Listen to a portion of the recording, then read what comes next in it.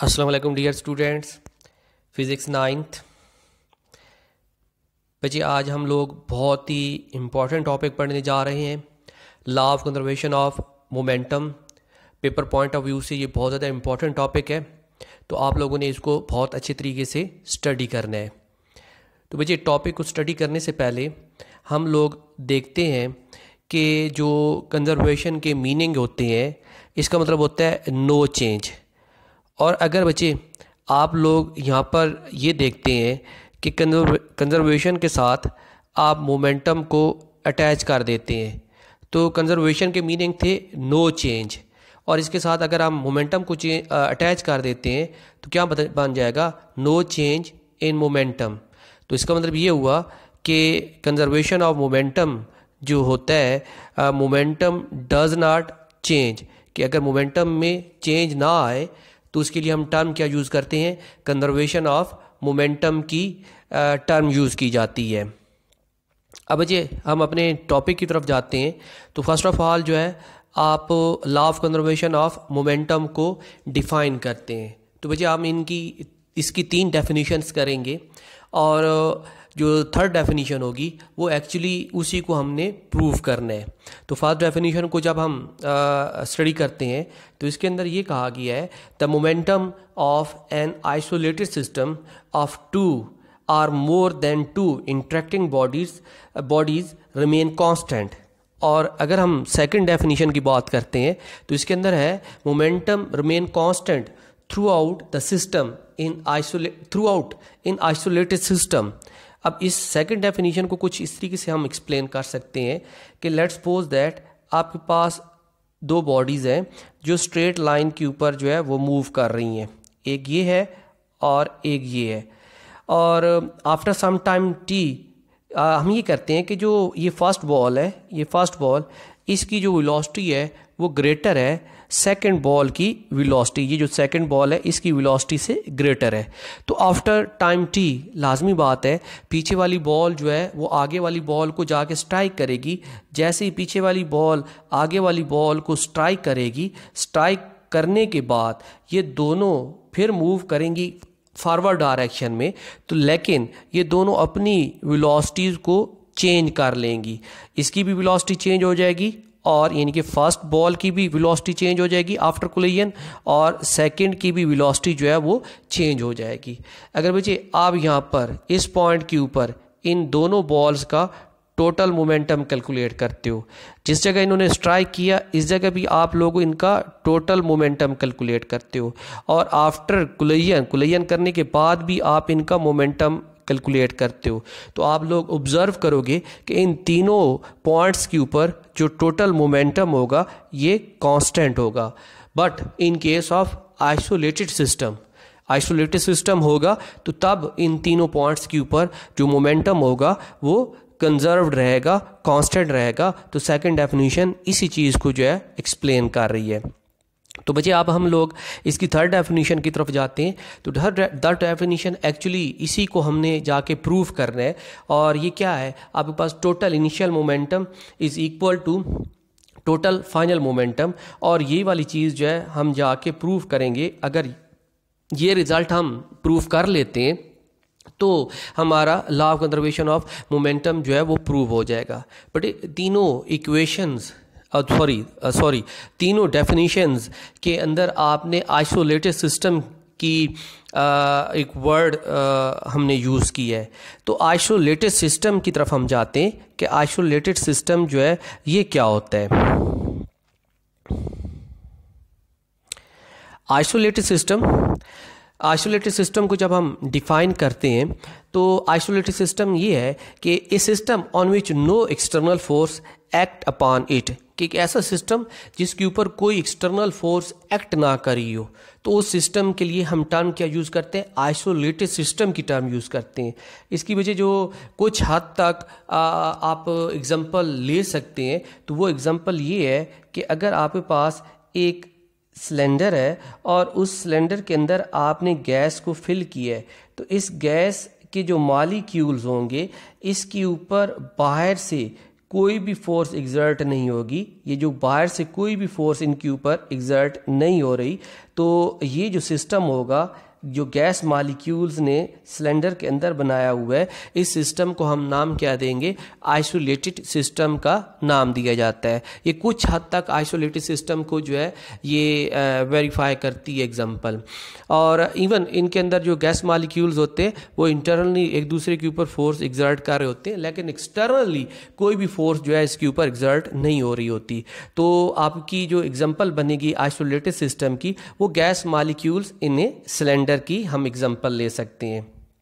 बच्चे अब हम अपने टॉपिक को की एक्सप्लेनेशन की तरफ आते हैं। अपने टॉपिक की जो मैथमेटिकल इक्वेशन थी वो ड्राइव करने की कोशिश करते हैं। तो उसके अंदर हम कुछ चीज़ें अज्यूम करते हैं, और वो अज्यूम ये करते हैं कि आपके पास एक बॉल थी जिसकी मैस को हमने लिया हुआ है MA, और एक इसको फर्स्ट बॉल का हम नाम दे देते हैं, और एक दूसरी बॉल थी जिसकी मैस जो थी वो MB थी, ये सेकंड बॉल है। ये दोनों बॉल स्ट्रेट लाइन के ऊपर मूव कर रही हैं, और ये किस वेलोसिटी के साथ मूव कर रही हैं, बॉल जो MA मैस की थी वो UA इनिशियल वेलोसिटी के साथ मूव कर रही है, और जो बॉल MB मैस की थी वो इनिशियल वेलोसिटी UB के साथ मूव कर रही है। बच्चे एक और चीज़ भी अपने माइंड में आपने रखनी है कि जो इनिशियल वेलोसिटी आपके पास होगी UA, ये इनिशियल वेलोसिटी ये ग्रेटर होगी UB से, यानी कि जो पीछे वाली बॉल है ये बॉल की जो वेलोसिटी है ग्रेटर है, और इस बॉल की वेलोसिटी जो है वो स्मॉलर है। तो लाजमी बात है आफ्टर टाइम t क्या करेगी, जो पीछे वाली बॉल ये वाली बॉल होगी, ये अपनी आगे वाली बॉल को क्या करेगी, स्ट्राइक करेगी, कोलाइड करेगी। तो इसका मतलब ये हुआ कि आफ्टर टाइम t इन दोनों बॉल्स ने इस पॉइंट के ऊपर आके एक दूसरे के साथ कोलाइड किया। जैसे ही वो एक दूसरे के साथ कोलाइड करेंगी तो आफ्टर कोलिजन आप देखेंगे कि ये दोनों बॉल्स अपनी वेलोसिटीज को चेंज कर लेंगी। तो आफ्टर कोलिजन हम ये कहेंगे कि जो बॉल MA मैस वाली थी इसने वेलोसिटी VA कर ली, और जो मैस MB वाली बॉल थी उसने अपनी वेलोसिटी VB कर ली। बच्चे ये जो आपके पास होगी ये इसकी फाइनल वेलोसिटी होगी, और ये इस बॉल की आपके पास फाइनल वेलोसिटी होगी। लेकिन ये जो आपके पास देख रहे हैं ये वाली, और यहाँ पर जो इसकी वेलोसिटी आपने देखी है, ये दोनों की इनिशियल वेलोसिटीज़ थी। ये भी इसकी क्या थी, इनिशियल वेलोसिटीज़ थी। तो ये इनकी फाइनल वेलोसिटीज़ हो गई, ये वाली, ये दोनों फाइनल वेलोसिटीज़, और ये इसकी initial velocity. Initial velocity before collision है, और ये भी बिफोर कोलिजन है इसकी, और ये फाइनल वेलोसिटी आफ्टर कोलिजन है, और ये भी फाइनल वेलोसिटी आफ्टर कोलिजन की हम बात कर रहे हैं। अब जी हम लोग अब बात करते हैं बॉल A की बात करते हैं। तो आप लोगों ने देखा है कि बॉल A जो थी वो मूव कर रही थी इनिशियल वेलोसिटी UA के साथ। बच्चे आपको पता है कि जो मोमेंटम होता है ये प्रोडक्ट होता है मैस और उस बॉडी की वेलोसिटी का। अगर बच्चे आप यहाँ पर इस बॉल A का इनिशियल मोमेंटम कैलकुलेट करना चाहते हो, ये इसका इनिशियल मोमेंटम कैलकुलेट करना चाहते हो, तो फिर आपको क्या करना पड़ेगा कि बॉल A की मैस को मल्टीप्लाई कर देंगे बॉल A की इनिशियल वेलोसिटी के साथ। तो ये क्या थी, बॉल A की इनिशियल वेलोसिटी, इसके साथ हमने मल्टीप्लाई कर दिया। तो आपने क्या चीज़ कैलकुलेट कर ली, यहाँ पर इसका इनिशियल मोमेंटम कैलकुलेट कर लिया।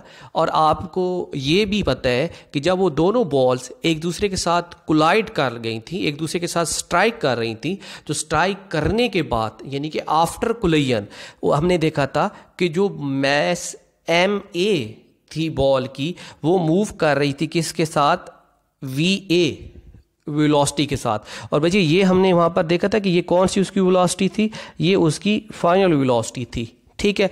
और अगर आप इस मैस m में यानी कि बॉल ए का फाइनल मोमेंटम कैलकुलेट करना चाहते हो तो फिर फाइनल मोमेंटम जो कैलकुलेट होगा वो कैसे होगा कि उस बॉल की मैस मल्टीप्लाई बाय उसकी फाइनल वेलोसिटी। तो बॉल की जो मैस थी वो ma थी, उसको हमने मल्टीप्लाई कर दिया उसकी फाइनल वेलोसिटी के साथ। तो ये आपके पास क्या कैलकुलेट हो गया, इसका फाइनल मोमेंटम कैलकुलेट हो गया।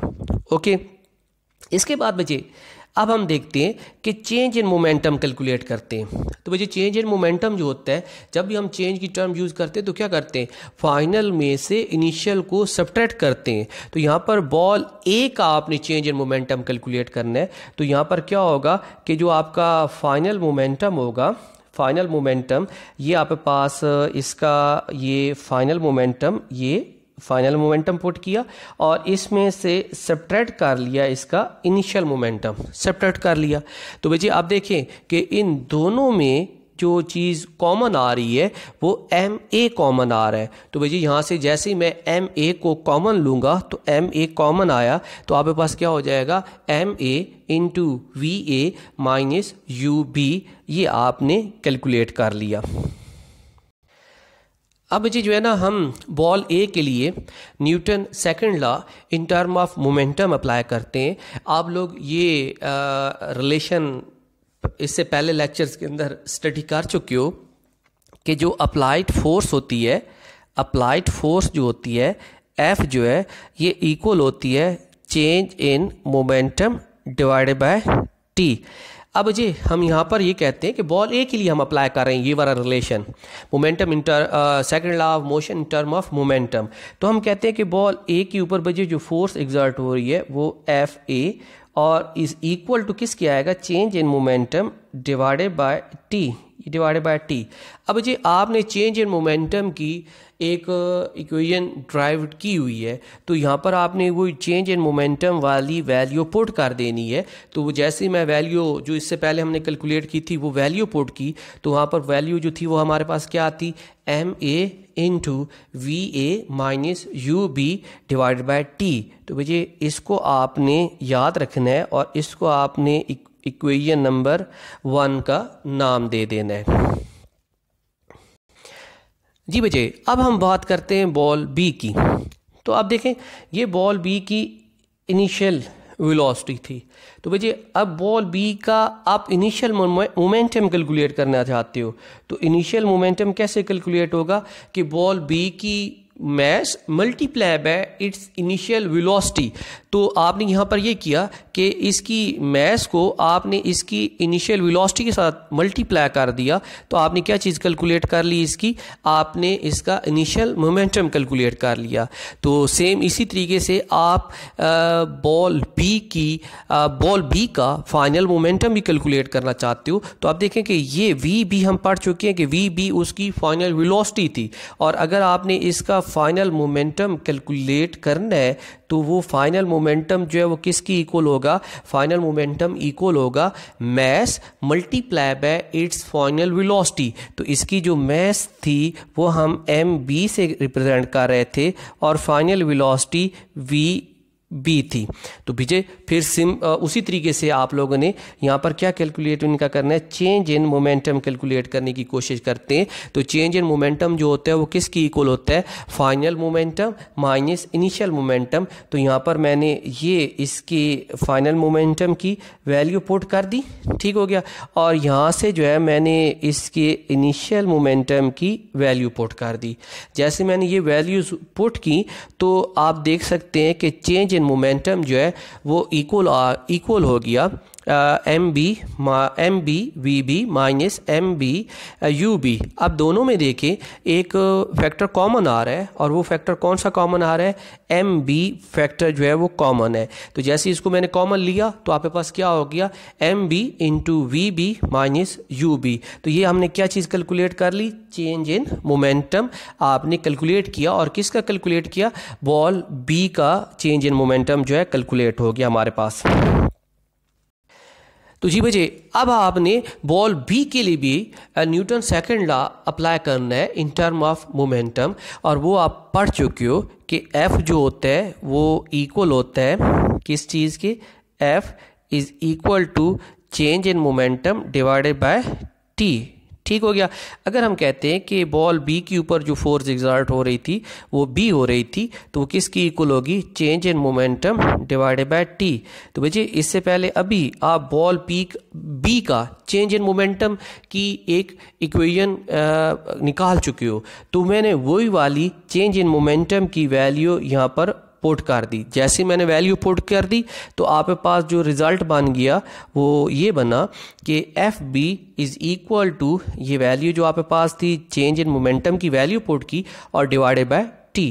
तो बच्चे ये जो आपके पास इक्वेशन बनी इसको आपने इक्वेशन 2 का नाम दे देना है।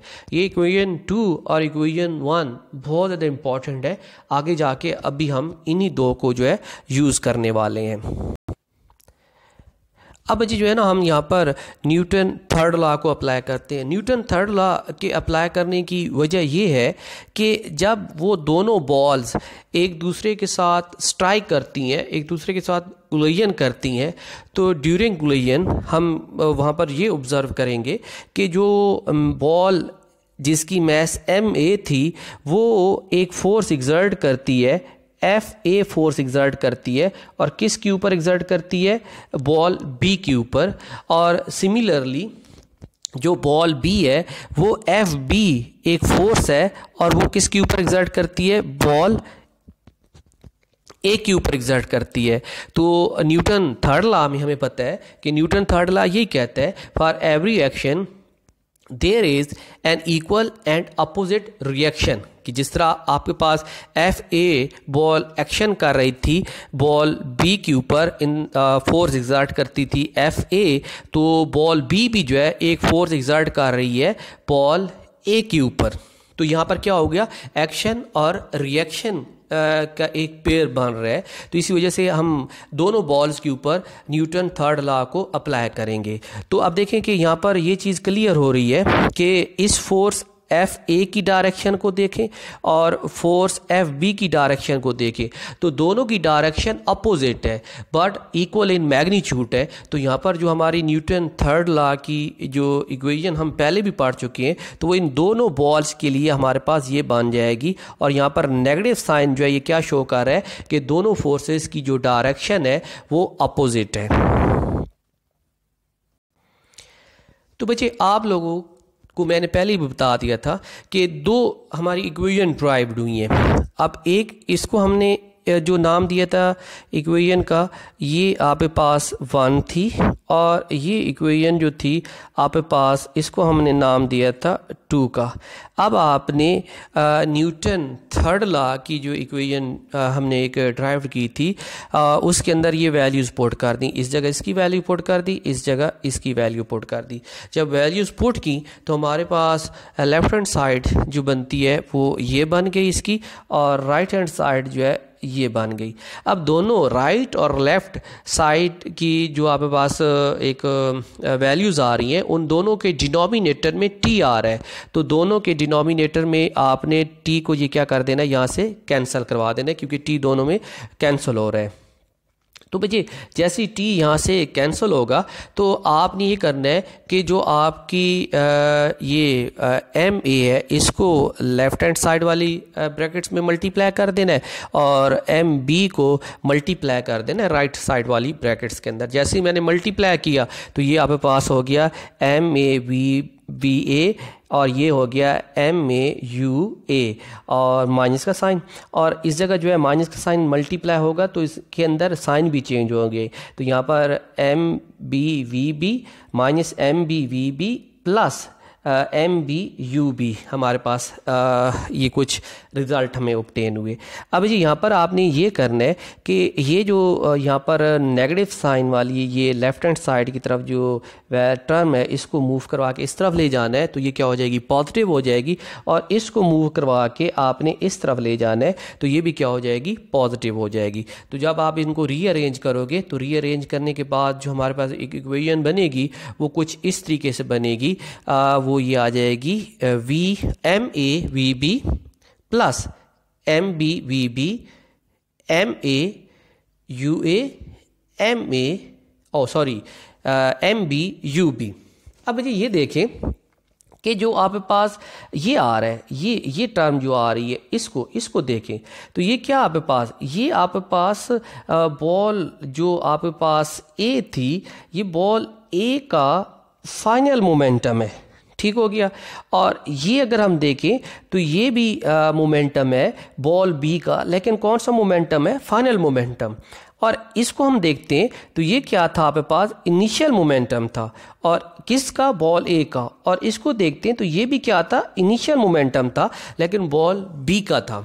अब हम लेफ्ट हैंड साइड की तरफ देखें तो लेफ्ट हैंड साइड के अंदर आप लोगों को क्लियर नज़र आ रहा है कि ये आपके पास फाइनल मोमेंटम बॉल ए का, और ये आपके पास फाइनल मोमेंटम बॉल बी का, ये इनिशियल मोमेंटम बॉल ए का, और ये इनिशियल मोमेंटम बॉल बी का। अगर आप यहाँ पर दोनों इस फाइनल मोमेंटम को और इस फाइनल मोमेंटम को क्या कर लेते हो, ऐड अप कर लेते हो, तो आपके पास क्या बन जाएगा, टोटल फाइनल मोमेंटम बन जाएगा। और टोटल फाइनल मोमेंटम, और अगर आप यहाँ पर इस इनिशियल मोमेंटम को और इस इनिशियल मोमेंटम को ऐड कर लेते हो तो ये आपके पास क्या बन जाएगा, टोटल इनिशियल मोमेंटम बन जाएगा। तो इसका मतलब है कि ये क्या चीज़ बन गई, टोटल फाइनल मोमेंटम, और ये क्या बन गया आपके पास, टोटल इनिशियल मोमेंटम बन गया। और जब हम इसको थ्योरेटिकली लिखेंगे तो ये क्या हो गया, जब हम दोनों को ऐड करके लिखेंगे, ये दोनों को ऐड कर लेके लिखेंगे तो आपके पास क्या आ जाएगा, टोटल मोमेंटम आफ्टर कोलिजन, यानी कि टोटल मोमेंटम आफ्टर कोलिजन लिख दे या total momentum total final momentum लिख दे, दोनों टर्म्स एक ही होंगी, क्योंकि टोटल मोमेंटम जो फाइनल था वो आफ्टर कोलिजन ही था। और यहाँ पर आपने ये देखा है कि टोटल मोमेंटम बिफोर कोलिजन लिख दे या टोटल इनिशियल मोमेंटम लिख दे तो भी एक ही टर्म है। अब देखें यहाँ पर टोटल जो आपका था फाइनल मोमेंटम ये इक्वल आ रहा है टोटल इनिशियल मोमेंटम के, और न्यूटन कह रहा हूँ, law of conservation of momentum की जो थर्ड डेफिनेशन थी वो यही हमें बताती थी कि जो टोटल आपका इनिशियल मोमेंटम है बिफोर कोलिजन वो इक्वल होगा total final momentum after collision के।